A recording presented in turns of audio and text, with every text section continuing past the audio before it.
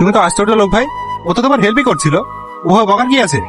Sir, আমার বাবা আমাকে ছোটবেলায় পড়াশোনা করাতে পারেনি, তাই আমি মাঠে কাটি কলা বেশি।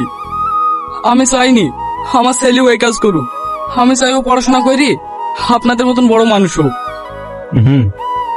আচ্ছা স্যার, ভালো পড়াশোনা করে চাকরি পাইলে 10-12 হাজার টাকা ইনকাম হবে না? হ্যাঁ হ্যাঁ, এটা প্যাক করো। হ্যাঁ স্যার।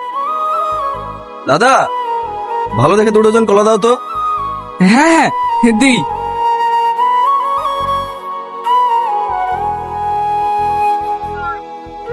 হে তো বাবু, হে তোর লেগে কি লিখতে দেখ। কিরিমা কে? এই লেন স্যার, কত? 60 টাকা ডজন, 120 টাকা। কি? অনেক ওভার প্রাইস, 50 করে হলে বলো।